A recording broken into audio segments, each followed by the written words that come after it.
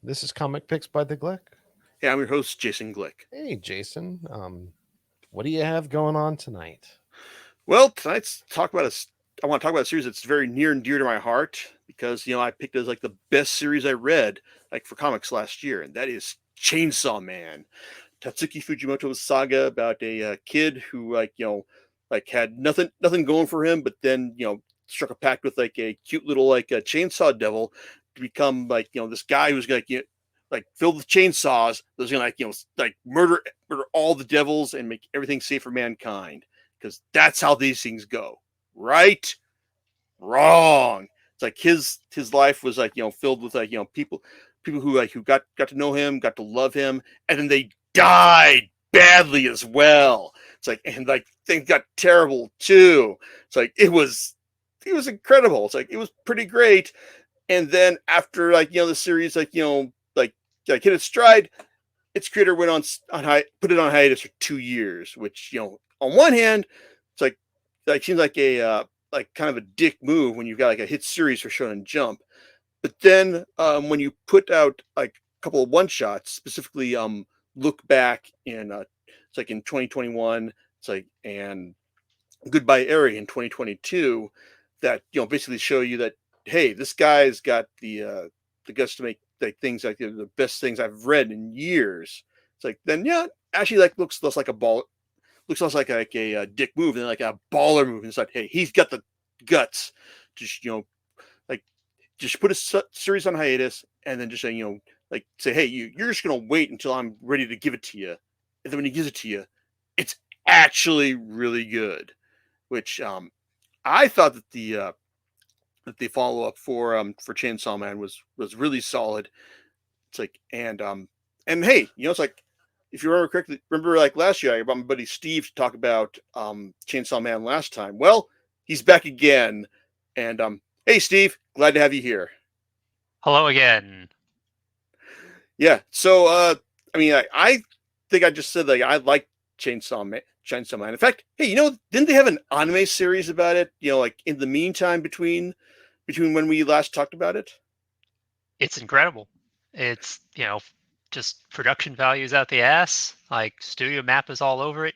They had unique credits for each episode. Who does that? Nobody, unless they're very confident in the product. And, like these really high frame rate like action sequences, just a really great production. Yeah, it's like the Chainsaw Man anime was fantastic, and Steve and I, like, we were all over it when we were watching it as it came out on a weekly basis last year. And it's like, yeah, it's like each episode had a unique ending sequence, and on one hand you could tell that Mappa was like deeply invested like in the series, like for that. And apparently they also funded the series as well, to the point where it's like it's like this is like something that you don't hear about other anime series doing. Like it's just like the production model series where you see like a bunch of people to like investing in things, and the anime studio comes in as an afterthought. But nope, Papa believed in this, so we're going to put up all the money for Chainsaw Man beforehand. And well, they said that yeah, this worked out for them. Like the sad thing is, apparently they said that the DVD and Blu-ray sales weren't apparently on the same level as say their previous success, Jujutsu Kaisen, which on one hand is disappointing, but even then, it's like like I'm looking forward to seeing what Mappa does next with Chainsaw Man, even though, well, there's been no word on it yet, sadly. Mm. Yeah, but in the meantime, we've got this current like this like the rest of Chainsaw Man, which I'm honestly surprised that we're still like waiting for like it's like the trade paperback, the collected editions like in the U.S. here, because while Japan has apparently had volume 12 out for a while now, volume 12 is still to arrive on like on these shores. So basically, the reason I decided to do this podcast is because Chainsaw Man basically made its return to the pages of Shonen Jump. It's like in like the beginning of July of last year. So that's mean we basically had like a full year of Chainsaw Man comics, but no collected editions to talk about. So we've got like 3 volumes worth of Chainsaw Man to talk about.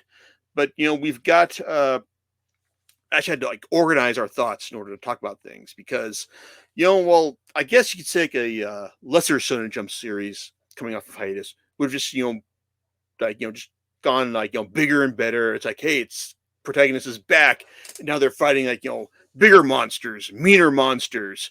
It's like, and maybe like, like our protagonist is just like, doing stranger things, but all the other supporting cast is just missing. It's like, and we'll get back to them later. Well, that's not what happened with Chainsaw Man. It's like Chainsaw Man. Well, first chapter back didn't have Chainsaw Man at all.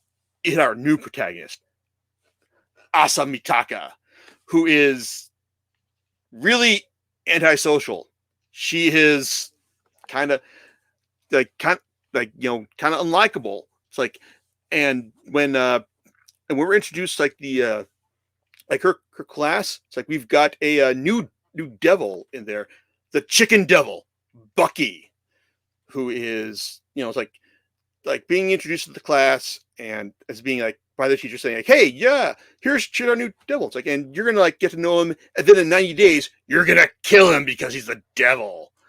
And everyone's kind of like, it's just kind of like, getting to know him. And Bucky's like a really weird, funny devil who's just like, big on dad jokes and whatnot. It's like, and he's just, and while everyone is just like, getting to know him and like him, Asa is just like, oh, he's a devil. It's like, I don't like him at all. He's just weird. Up until the point where she finally opens her heart a bit, and then she says, oh, it's like, okay, like I'll try to understand what you are. And then she trips. She takes him in her arms. She runs towards class, trips, falls, and crushes him like with the weight of her body. This is our new protagonist for Chainsaw Man. Isn't she great, right, Steve? She's pretty great. It's hard to like her at the start. And honestly, it's if I'm going to be perfectly honest, it's still a little hard to like her. But I think that's kind of the point, right? Like you had, Denji, who was, he's a dealt a bad character. hand. Yeah, but he's a unique character, and he might be a bit crass, but ultimately he generally does the right thing. Maybe the motivations are not quite pure, but he generally will do the right thing, even if he's a little weird about it. But this character's she's just a little hard to like, and I think that's okay. It's good to have a change of pace, in my opinion. Yeah, you're absolutely right because she is hard to like, but I think this is all like deliberate because like we learn, like the more we learn about her, it's like from her like how her mother died, how she is kind of responsible for how her mother died. It's like, and also like the stuff that she suffered up until this point, like she like her cat. I mean, like God, that was horrible. I mean, that was just like a short aside, like in the course of the manga. It's like as we learn about like the foster home she was sent to, and then how she had to give up her cat.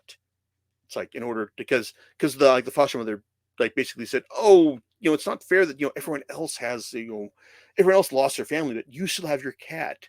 And Asa's like, okay, here you go. Make sure she finds a good home. And then she finds out from someone else in her foster home, like, yeah, we saw your cat looked like yours. Like, wasn't she at the bottom of the river? Yeah, that's fucked up. That's kind of like how Asa's life goes, and it's easy to understand, like how she has this this mentality. But well, it's like that actually makes her like a good mark for like one of the main devils of the series, this new run, the War Devil Yoru. It's like she's like now she's basically like like seduced to her side, and just theoretically speaking, because Asa is just like determined to be difficult, no matter, even if like the person who is like trying to work with her, like has her own like opinions as well, because even like the War Devil wants to help her, Asa is like being really difficult about it. Whether it's not being scared when she wants, when she's also trying to like save like one of her new friends. The friends, it's Yoku, right? Yuka, Gotcha. Yuka. Yeah, that's right. I think. Yeah. So it's like, so Asa is just like, she's, even when she's like, like decides to be selfish, she can't bring herself to be selfish. And then when she when the War Devil tries to like convince her, hey, you why don't you make the best weapon possible by like, turning someone turning someone into a weapon you can be guilty about. Well, why don't you get this other kid in your class who's just like clearly has the hots for you, or is like really easy to like you, like this Denji guy. Like, why don't you like try to make him your boyfriend? And that goes well, right, Steve? Yeah, well,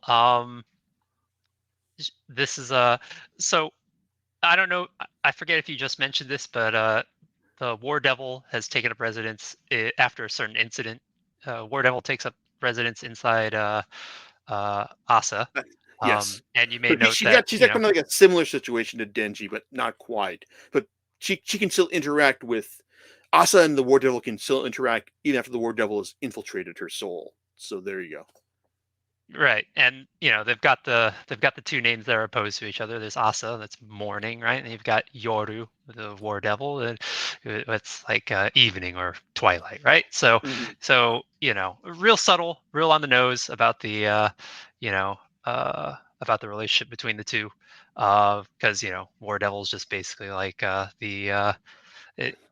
largely like the opposite personality of Asa, I think.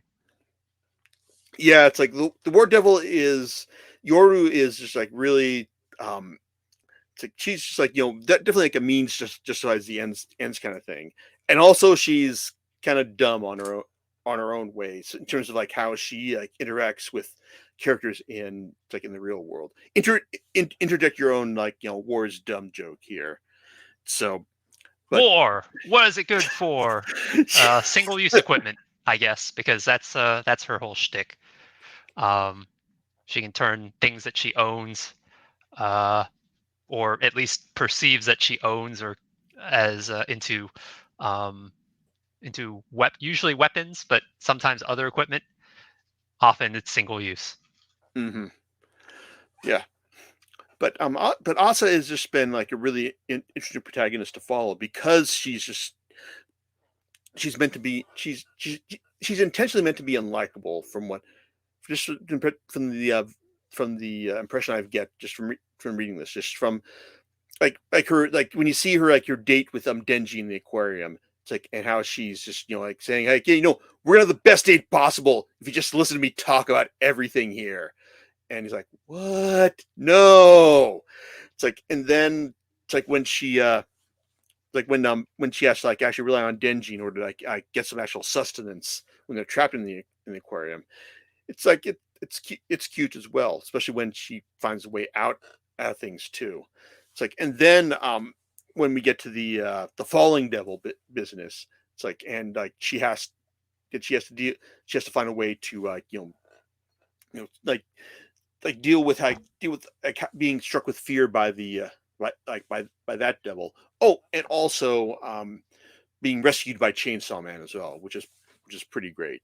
But the way things are at the current point in the series, like she's just like having to deal with like, oh, I've been rescued by Chainsaw Man twice. It's like, I don't know how do I deal with this. But I'm looking forward to seeing like where things go with her, because I like seeing like someone who brushes against convention, as thoroughly as she does here, because it seems like that's kind of like the point of where things are in the series right now, not just like a happy accident. Yeah, it'll be good to see where things go. But I think that's always been a strong point of Fujimoto's work. The characters are always unique, and they always interact with each other in unexpected ways. Yeah, it's like he just finds ways to go in different directions from where we expected them to, and that's what I've liked about how things are going from here.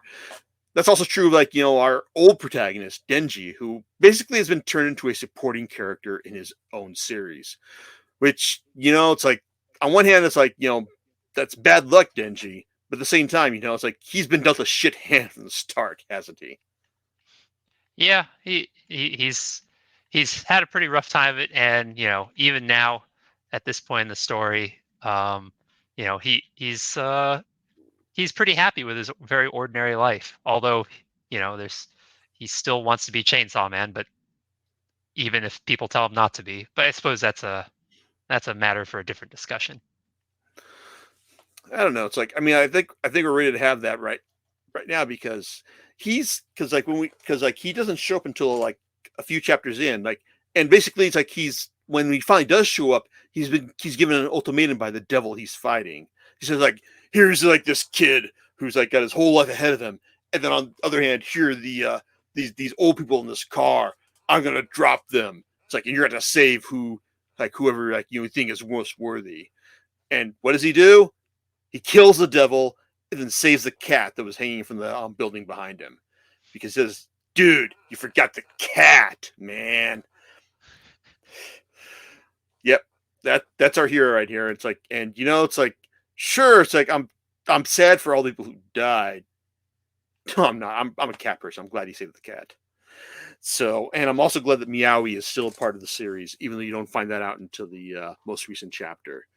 But Denji is still like dumb, selfish, like in ways that like I think they're like are really entertaining, or at least definitely relatable.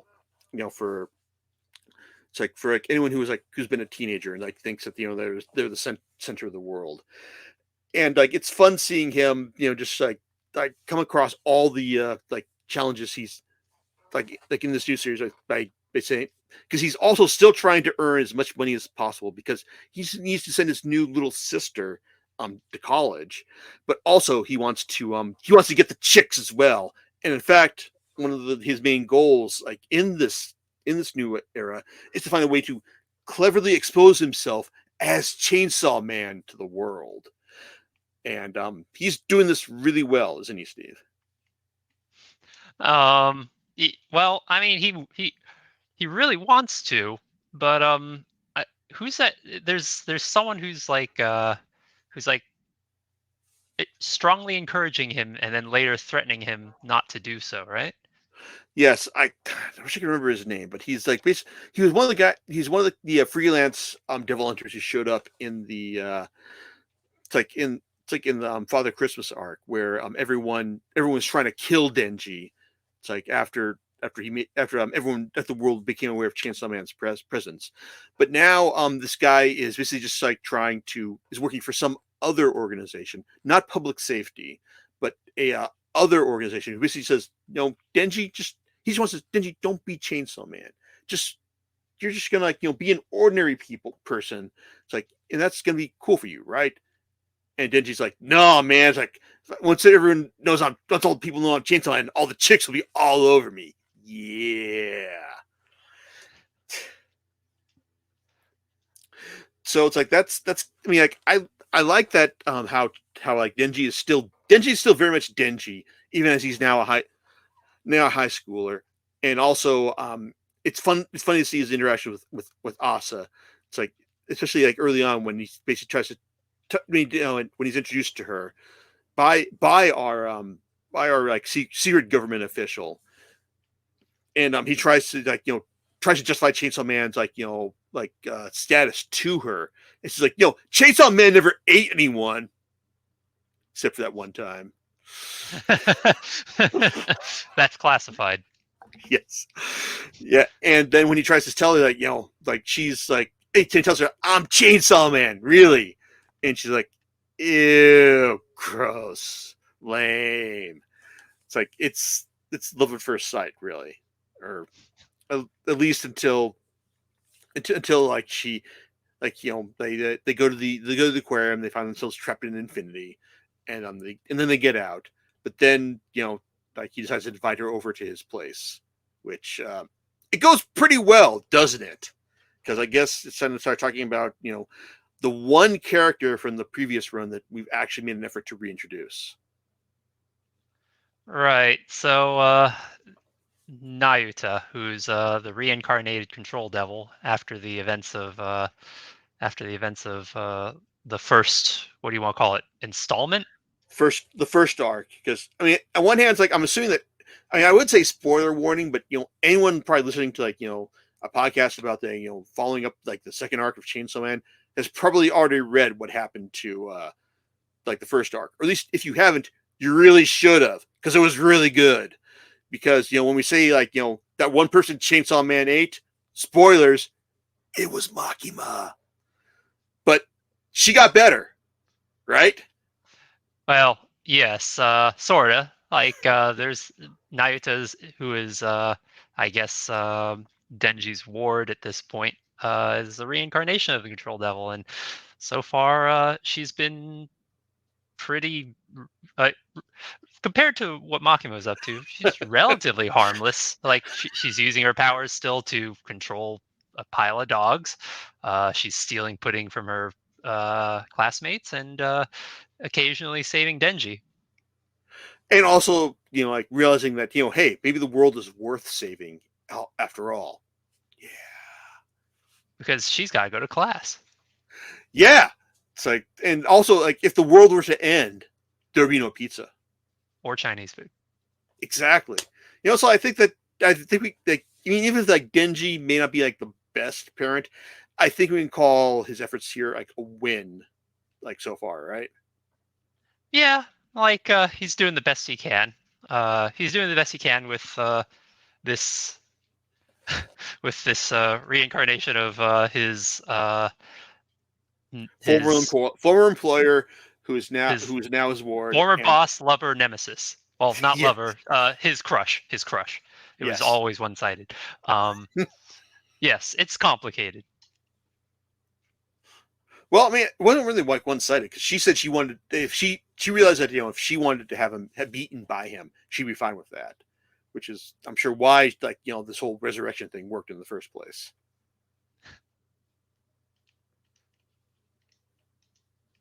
Good times, huh? So on one hand, it's like I like what he's been doing with Nayuta, to the point where it's like like she is like unpredictable, in the sense that she does seem to really care for Denji, and she's also like willing to listen to him. It's like as a big brother. It's like, and it's fun to see her screw with Asa, because while Asa is willing to go over to like Denji's place in order to like try and be a proper girlfriend to him, well, the War Devil like thinks that, hey, this is the right time to make a move on him. And then when she does, well, Nayuta shows up, and like shit gets weird.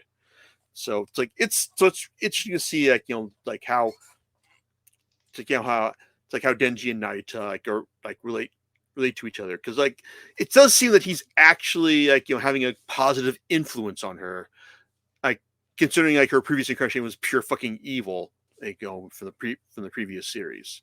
So I'm curious to see if like this is something that's going to stick, or if it's just going to like get weird and awful in new interesting ways, like for the like as the series goes on, because that she seems to be invested in the human world in a way that Makima like wasn't. So it does seem like maybe there isn't any Makima left in her, but she still got that like, I'm gonna like use my powers to get my pudding like whenever I want. So there. Yeah. But it's like she's just like one of the new devils we've seen in this new series, because yeah, we already talked about Bucky, the chicken devil, who we're glad you're dead, Bucky. It's like, I mean, your only real purpose here was just seeing dying to make Amasa's life miserable. And then and you're the War Devil. I mean, she's interesting as well, but it's also it's like she's got like she's dumb in ways that are interesting, in ways that complement Asa's own social awkwardness. And looking forward, and like I said, it's like it's fun. It's interesting to see like how whether or not she's going to be able to like actually like push the story forward, especially since her sister, her big sister, Fami, aka the Famine Devil, it's like had a plan to bring her under subservience as well, because well, you hear like War Devil, Famine Devil, and apparently we're getting we're getting like a four horsemen of the apocalypse devils set up here. Because also it does sound like Fami is also kind of like close with the control devil as well, because there's war, famine, death, and then the other devil is always other horsemen of the apocalypse has always been like kind of vague. Like there's pestilence, horror, so fear.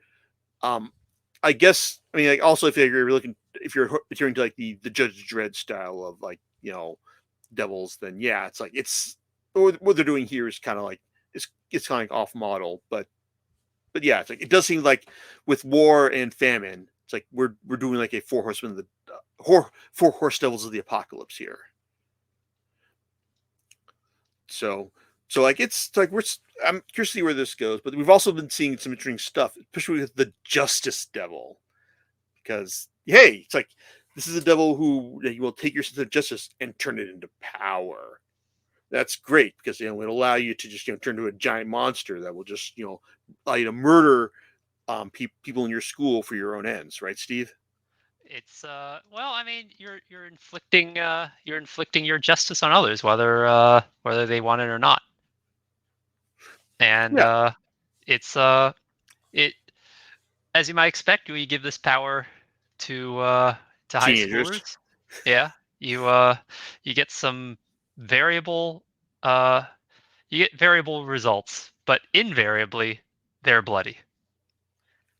Yeah, which is great for the series.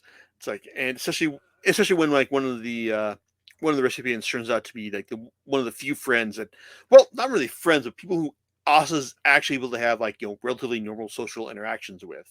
That's it's like Yuka. It's like she's someone who just like it's like who gets to remember the Devil Hunter Club, who gets to know like Yoru, and when she sees that like some people that have like put chicken guts in her like in her cubby hole, like ruining her shoes, like she offers to give her like one of her own, like as just her friendship. But then she also tells her that and then I also killed the like the guy who was living in my like living next to me because he was like gambling with his welfare money, because that's not right. So it's yeah, it's like the Justice Devils disciples have been pretty interesting. And then you get the it's like the one devil who I forgot, was it the Fear Devil who like took over the aquarium? Was it actually meant to be the one from the previous series? That's a good question. I was actually wondering about that myself. I didn't bother to look it back up, but yeah, if it's not the same devil, it's basically a reskin of that devil. Yeah. Where once again, people end up trapped in an infinite liminal space until until the devils is located and murdered. Yeah. Or at least until the devil is bought. Wink, wink. That's right. That was handled pretty well. It's like, and then you've got the Falling Devil, which is introduces a primal fear, and also like this one is handled pretty well too, in the sense that it's just like one who is it's like if you're basically who is able to like if you're able to like instill like fear in the character, then you've got it's like then you will succumb to it and it will fall upwards, which is interesting because hey, it's like there's no like the sky is infinite as well. It's like, and then you get the but then with like with Asa and Denji's case, Denji is great because like when he fights the Falling Devil, he's just like, you stole apples, that's bad, it's like you're a thief. And then when she tries to like instill fear in him, well, like we get some images of like familiar characters from the previous series, and then while he's like disappears for like a panel or two, he comes right back because like he says like whenever it's like someone tries to attack my brain, I just chainsaw my brain and I'm good. That's our Denji. It's a very Denji response. Yeah, and especially his response when Asa tells him as Chainsaw Man, why do you even why is there even a reason to keep on living in the hall? It's like because I want to have sex, and she's like, ew. It's a good interaction. It's great. It's very Denji. It's one of the reasons why I like Chainsaw Man. It's the series and also the character. Right? It's the right mix of crass, absurd, occasionally poignant, subversive. It's all those things. Yeah, and also it's like you just don't know where things are going to go, especially when another Chainsaw Man shows up in front of Denji after he's fallen into hell again. It's like and tells him you've got to survive until morning in order to escape the falling devil. Because I one of the things I was surprised to read when learn when going across this again. It's like is that there is apparently another Chainsaw Man in the series, one that kills a specific character in this series, then the one that shows up in front of Denji to tell him this. And then now that in the point where we left off, well, we've got the Church of Chainsaw Man, which is all the rage amongst the youth in Japan now. Well, is this new Chainsaw Man we've seen the final chapter? Is this the actual Chainsaw Man, or is this a dupe? Is it is it a or is it this other new Chainsaw Man a Denji from another timeline? Which I know we talked about this beforehand, but I think you're probably right, Steve, about the idea about this not being a Chainsaw Man from another timeline because Fujimoto hasn't gone into multiverse theory yet. Yeah. Not ruling it out, just unlikely. Yeah, but I mean, for all we know, it's maybe it could be that, but maybe it could be something else. Maybe it's another character that we haven't, the return of another character who we haven't seen yet. Because I gotta give Fujimoto credit for this. He hasn't used the return of Chainsaw Man as a chance to bring back other characters that we thought were dead. Because if someone died in the previous series, chances are they're still pretty dead. It's Aki, yeah, probably still dead. Power, kind of sad that she's gone, but yeah, she's still probably pretty dead. Kobeni, fans would metaphorically and literally cream their pants if she returned. Yes, yes, they would. Kobeni, well, she's probably still working at that family restaurant place. If she's still lucky. I don't know. It's could this new Chainsaw Man be Kishibe? Who knows? Yeah, probably not. But I don't know. I got it. The fact that Fujimoto has made a pretty clean break with a lot of the expected characters and conventions of the previous series. I appreciate that. I really appreciate that he's trying to give us something new with this return. Even though it took a lot of balls to change out your protagonist for someone who is really weird and incapable and antisocial. I think it's kind of worked. And also, hey, do you think we're going to see Nostradamus as the ultimate villain of this arc?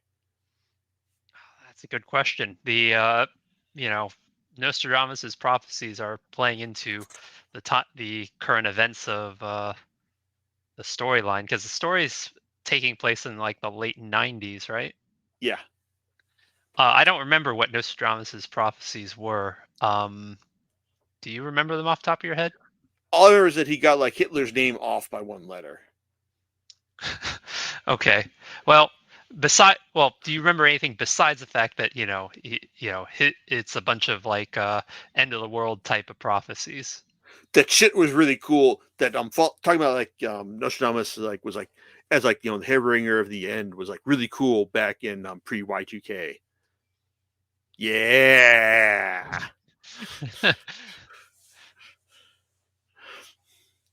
Yeah. But I guess did Nostradamus say anything about like Chainsaw Man's cast ending? Like, is everyone going to end either like dead or happy? Given Fujimoto's track record, there definitely isn't going to be a plain old happy ending. Um, it'd be a real surprise and a change of pace if he did, but that's just not what he does. Yeah, well, I mean, it's like things ended happily enough for everyone in Fire Punch, right? The ah, if that's the way you want to interpret, like this entropy style end of the world universe, where only our main character gets reunited with someone he wants to meet again. Is that how it ended? It's been a while. Yeah, it is. So basically, you're saying like if Denji is reunited with Power, then it's all cool then. I don't know. Who does he really want to meet again? Like he really wants he'd want to meet Pochita again, certainly. True, but I also think like maybe he'll want to meet someone who'll actually have people who have sex with him as well. So maybe he'll see like OG Makima again.